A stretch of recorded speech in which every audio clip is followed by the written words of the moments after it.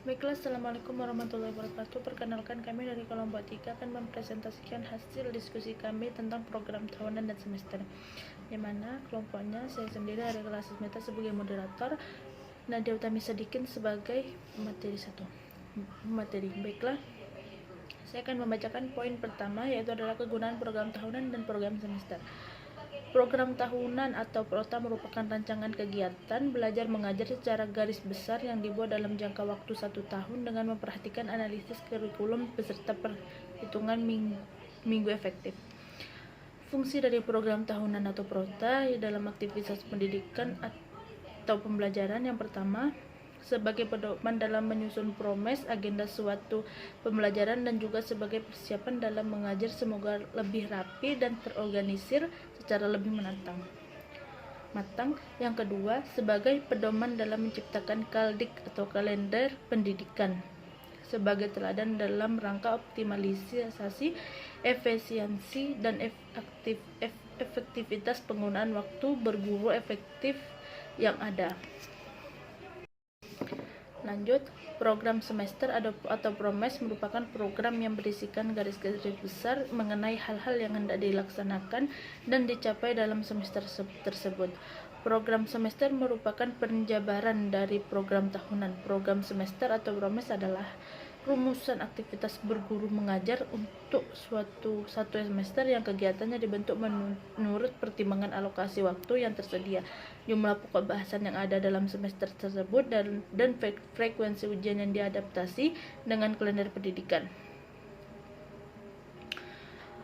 Lanjut, fungsi program semester atau promes dalam aktivitas pendidikan atau pembelajaran. Yang pertama, menyederhanakan, memudahkan kiprah seorang guru dalam pembelajaran selama 1 semester. Yang kedua, sebagai pedoman atau teladan arah aktivitas dalam mencapai tujuan pembelajaran yang diprogramkan. Yang ketiga, sebagai pola dasar dalam mengatur kiprah dan wewenang sebagai setiap unsur yang terlibat dalam aktivitas pembelajaran. Sebagai pedoman kerja bagi guru sekaligus bagi murid, sebagai parameter efektivitas dalam suatu proses pembelajaran, sebagai materi penyusun data semoga terjadi keseimbangan kerja. Baiklah, lanjut saja kepada materi pertama, yaitu Nadia Utami Sadikin. Saya persilakan. Selanjutnya yaitu pedoman dan langkah-langkah penyusunan program tahunan dan semester. Sumber-sumber yang digunakan sebagai pengembangan program tahunan yaitu 1. Daftar kompetensi standar sebagai konsensus nasional yang dikembangkan dalam SKKD atau pengembangan kurikulum setiap mata pelajaran yang akan dikembangkan. Kedua, skope atau sekuensi setiap kompetensi. Untuk mencapai tujuan pembelajaran diperlukan materi pembelajaran yang kemudian disusun dalam pokok-pokok bahasan dan subpokok bahasan yang mengandung ide-ide pokok sesuai kompetensi dan tujuan pembelajaran. Yang ketiga, kalender pendidikan. Penyusunan kalender pendidikan selama 1 tahun pelajaran mengacu pada efisiensi, efektivitas, dan hak-hak peserta didik. Langkah-langkah penyusunan program tahunan. Yang pertama, mengidentifikasi jumlah kompetensi dasar dan indikator dalam 1 tahun. Yang kedua, mengidentifikasi kelasan dan kedalaman kompetensi dasar. Yang ketiga, melakukan pemetaan kompetensi dasar untuk tiap semester. Yang keempat, menentukan alokasi waktu untuk masing-masing kompetensi dengan memperhatikan minggu efektif. Menurut Suherman, menyatakan bahwa referensi yang digunakan dalam penyusunan program semester ialah: yang pertama ada kalender pendidikan, ada GPP mata pelajaran, yang ketiga ada hasil analisis mata pelajaran, keempat yaitu format program semester. Selanjutnya, langkah-langkah penyusunan program semester. Yang pertama, menelaah kalender pendidikan dan ciri khas satuan pendidikan berdasarkan kebutuhan tingkat satuan pendidikan. Yang kedua, menandai hari-hari libur, permulaan tahun pelajaran, minggu pembelajaran efektif, dan waktu pembelajaran efektif atau per minggu. Hari-hari libur meliputi Ada jeda tengah semester, jeda antar semester, libur akhir tahun pelajaran, hari libur keagamaan, hari libur umum termasuk hari-hari besar nasional, hari libur khusus, dan kegiatan khusus satuan pendidikan. Yang ketiga, menghitung jumlah hari besar. Yang ketiga, menghitung jumlah hari belajar efektif atau HBE dan jam belajar efektif atau JBE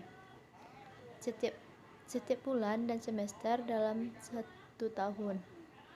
Yang keempat, menghitung jumlah jam pembelajaran atau JP sesuai dengan ketentuan yang terdapat pada struktur kurikulum yang berlaku. Yang kelima yaitu mendistribusikan alokasi waktu yang disediakan untuk suatu subtema serta mempertimbangkan waktu untuk penilaian serta review materi.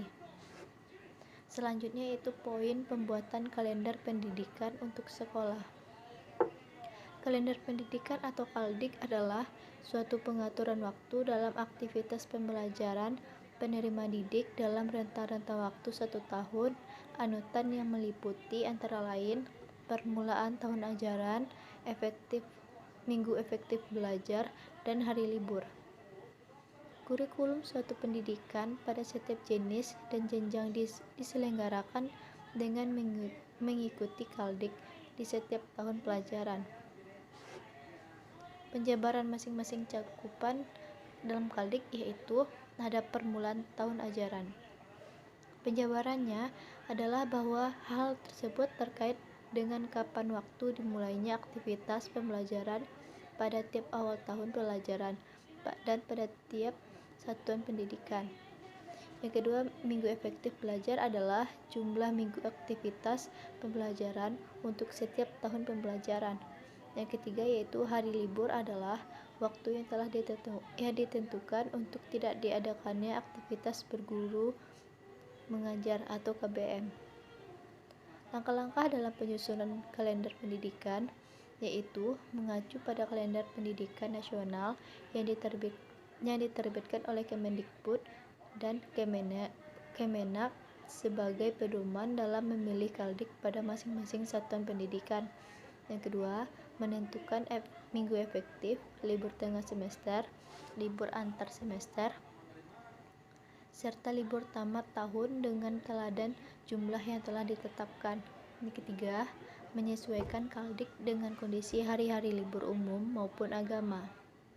Yang keempat, menentukan periode efektif pembelajaran dengan mempertimbangkan hari-hari yang akan tersita untuk kegiatan-kegiatan pengembangan diri, baik ekstrakurikuler maupun bimbingan dan konseling terpadu.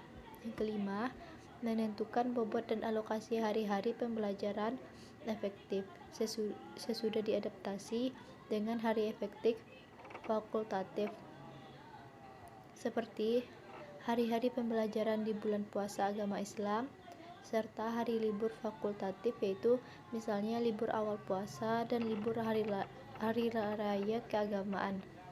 Yang keenam, melakukan rekap KALDIK selama 1 tahun penuh atau sanggup pula ditambah KALDIK per semester dan per bulan dengan telah diteliti secara seksama oleh tim perumus kalender pendidikan.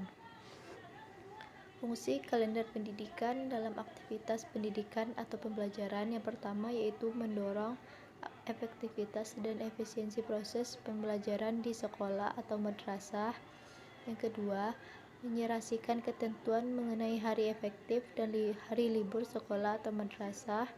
Yang ketiga, pedoman dalam menyusun agenda aktivitas pembelajaran di sekolah. Yang keempat, pedoman bagi guru untuk menyusun program tahunan atau prota, promes, serta menciptakan silabus, RPP, dan satuan agenda pembelajaran. Selanjutnya itu pelaksanaan kalender pendidikan. Yang pertama, setiap kegiatan mempunyai fungsi peningkatan mutu, efektivitas, dan efisiensi pendidikan. Yang kedua, setiap kegiatan mempunyai kaitan fungsional dengan kegiatan lainnya yang relevan. Yang ketiga, dalam fungsinya untuk meningkatkan mutu pendidikan. kegiatan kurikuler dan kegiatan ekstrakurikuler merupakan satu keseluruhan yang integratif. Yang keempat, penjadwalan kegiatan ekstrakurikuler menjamin kelancaran dan efektivitas pelaksanaan kegiatan ekstrakurikuler. Baik, sekian, terima kasih. Assalamualaikum warahmatullahi wabarakatuh.